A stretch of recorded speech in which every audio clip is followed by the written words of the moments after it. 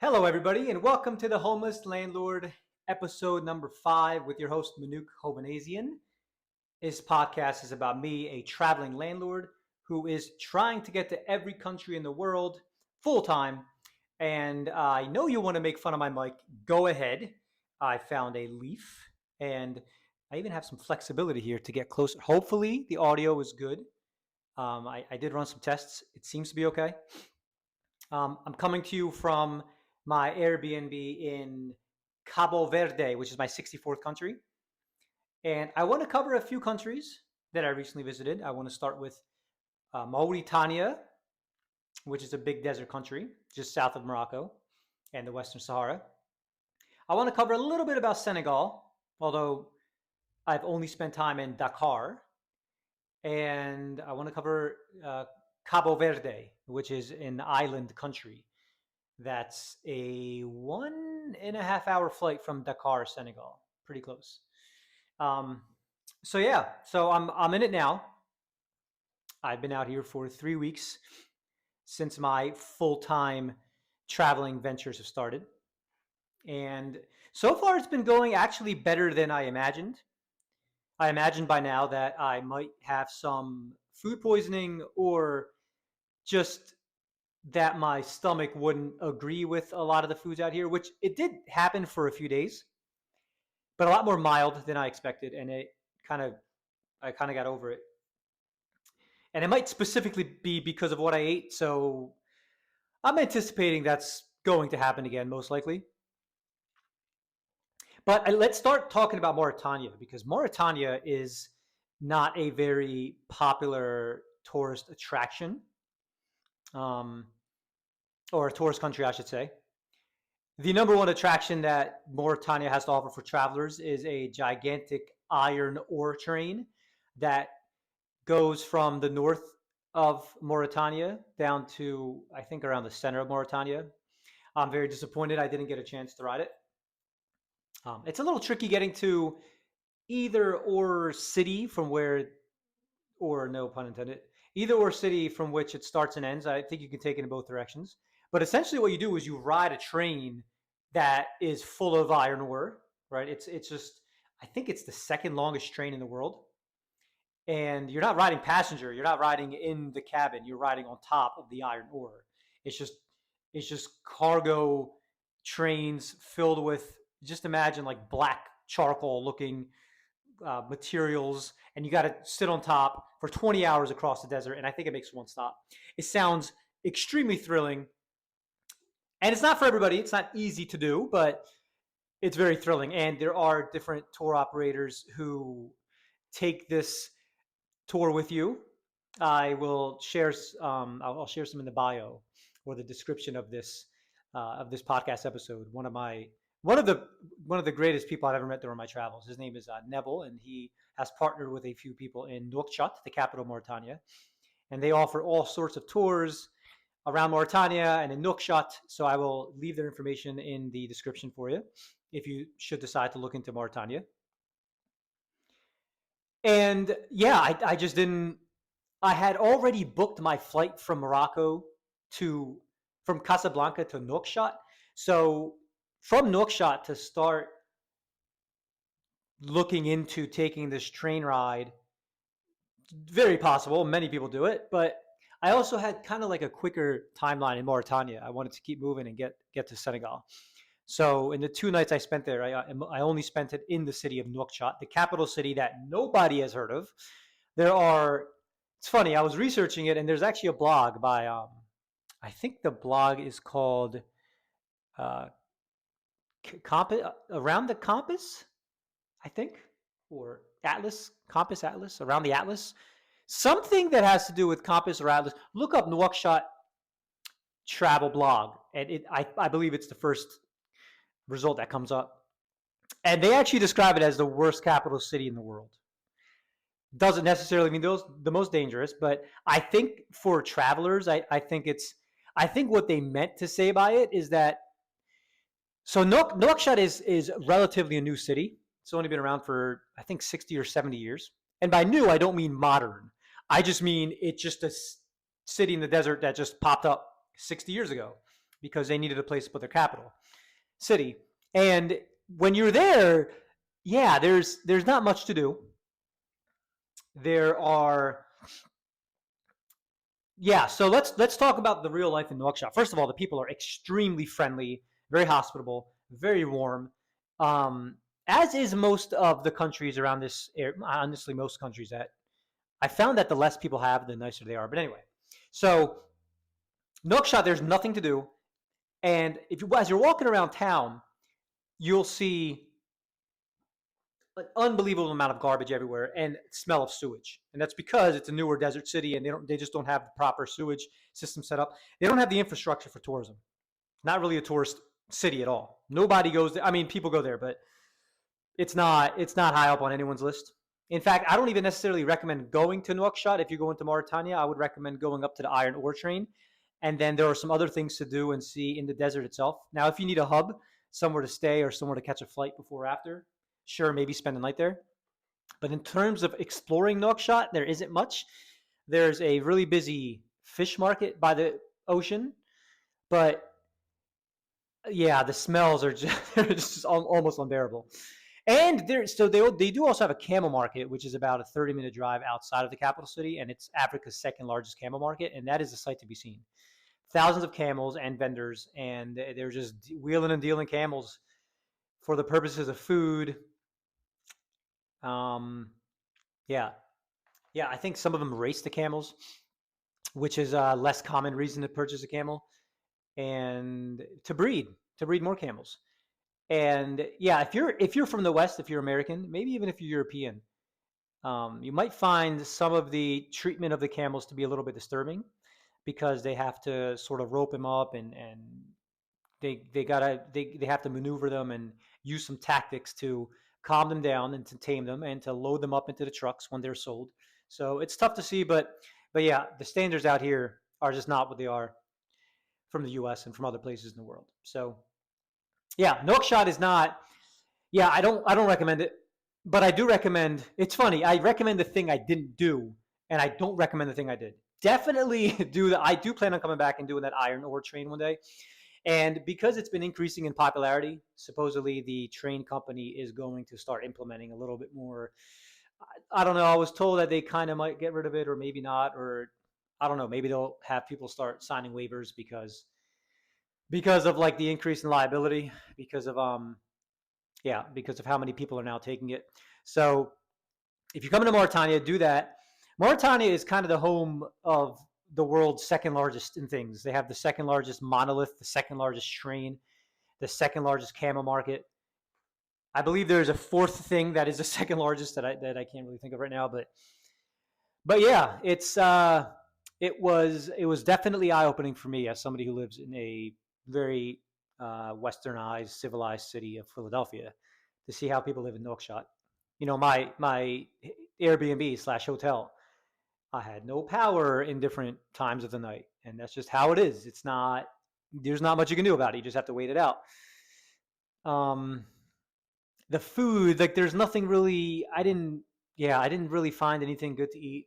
Honestly, nothing really. Yeah, and I think their national dish is shared with Senegal's. So yeah, so I did go to Senegal, and Senegal is sort of the hub of West Africa.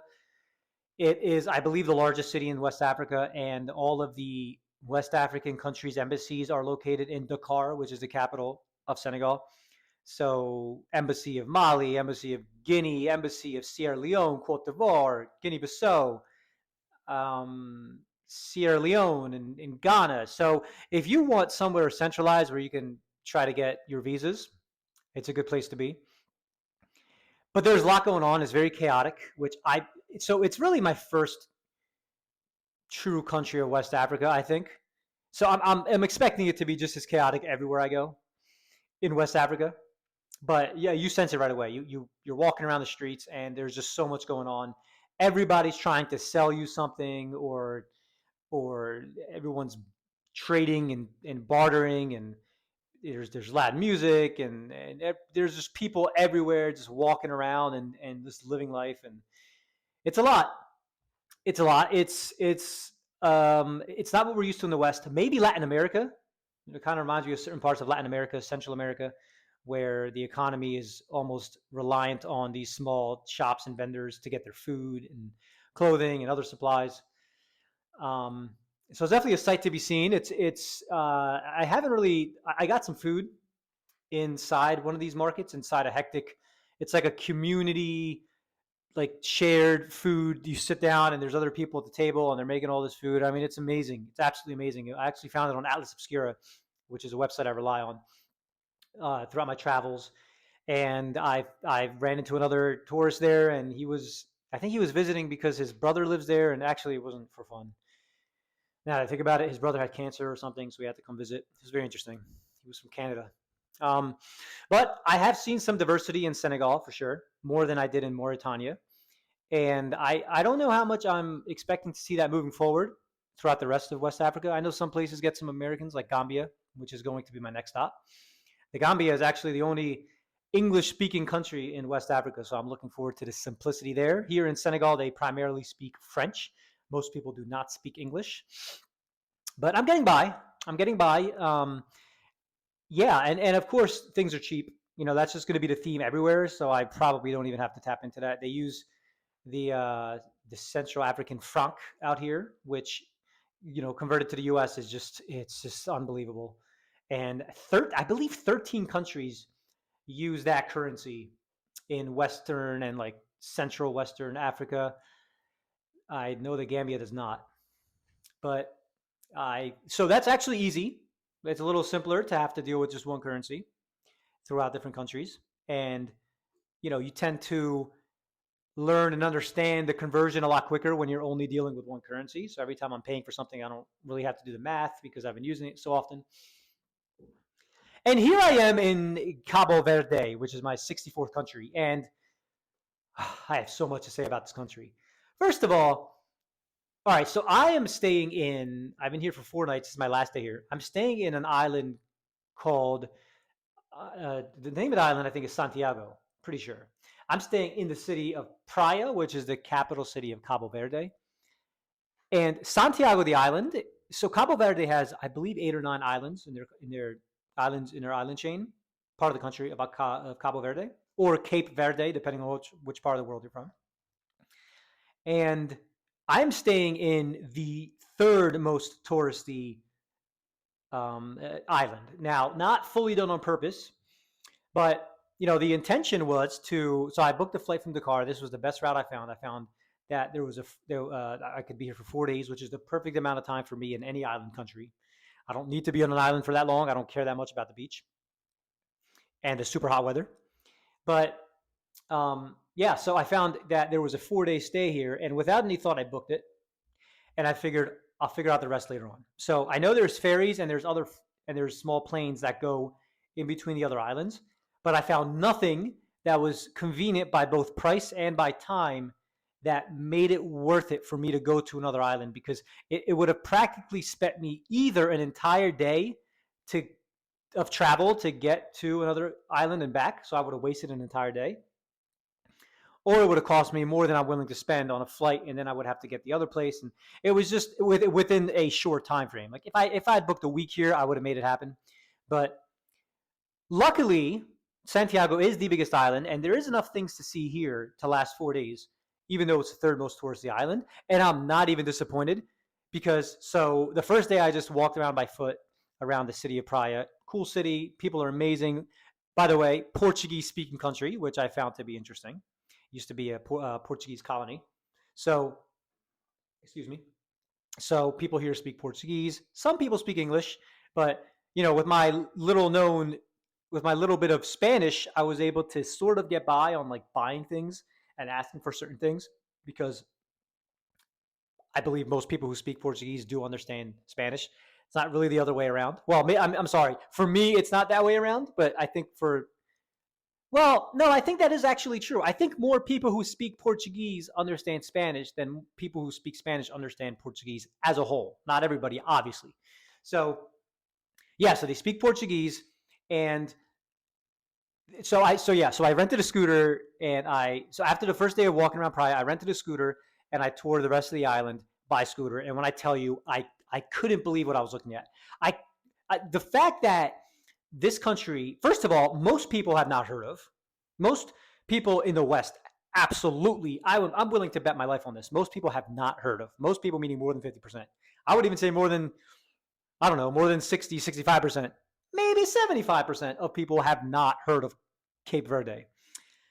And the interesting thing about that is that I found that it is extremely beautiful.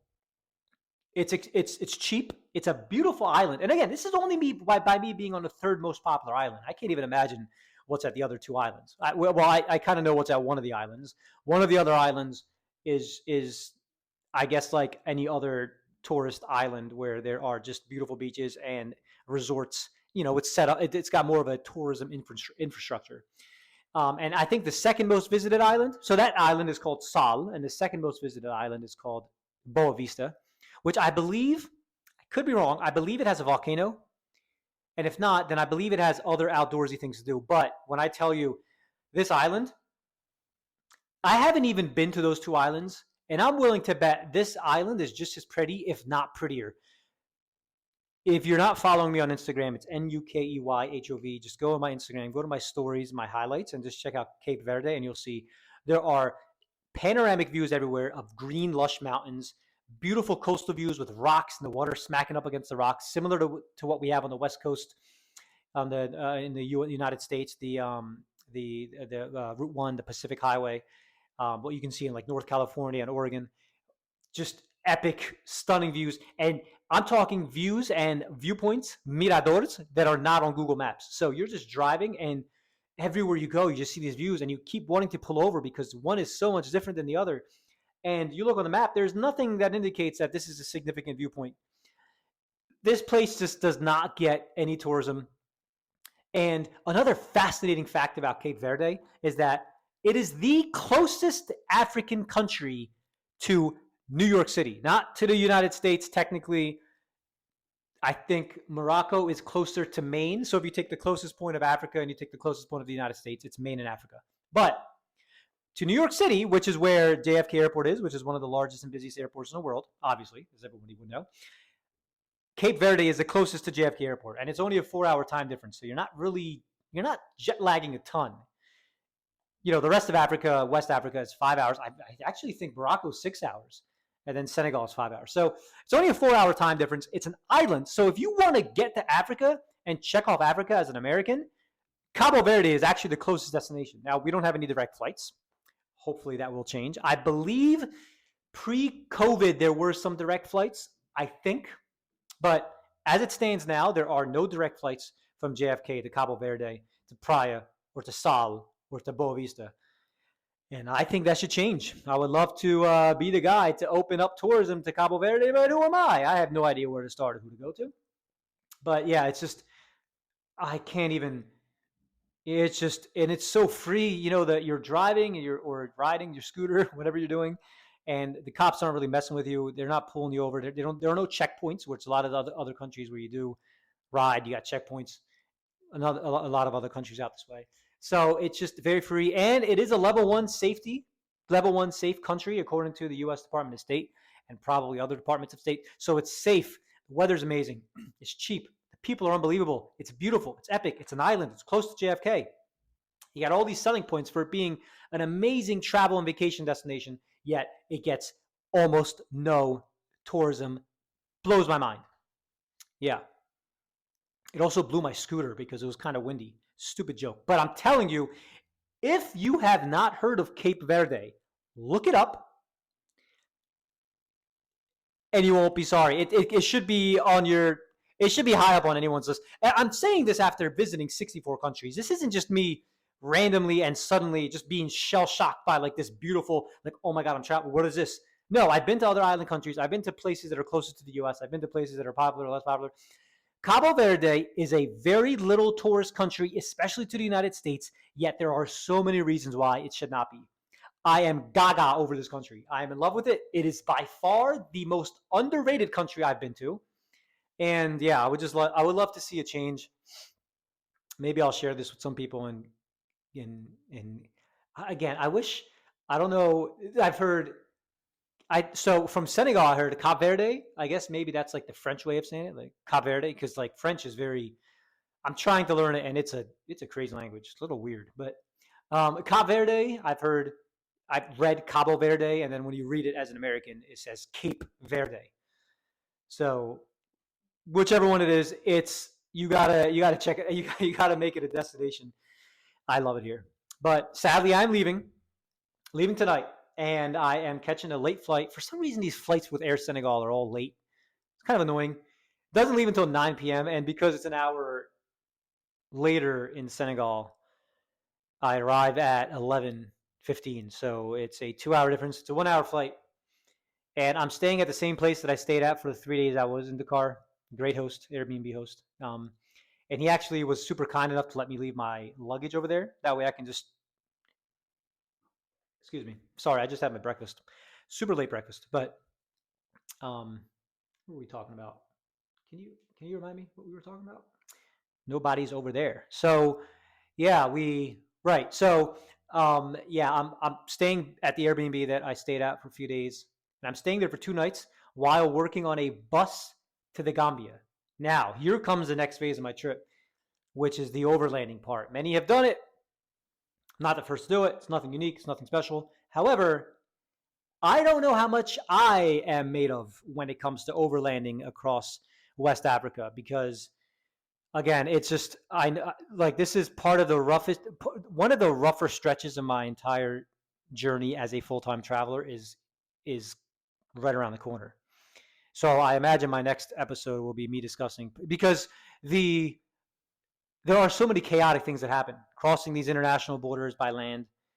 You're in the middle of the desert where and language barriers and you're dealing with customs agents and people who are trying to either scam you or try to get a buck out of you at the border for whatever reason, and probably wild dogs running around and switching buses or taxis, and it's just, it's just yeah, I'm not necessarily looking forward to it, but we're talking 10 to 15 times cheaper than flying.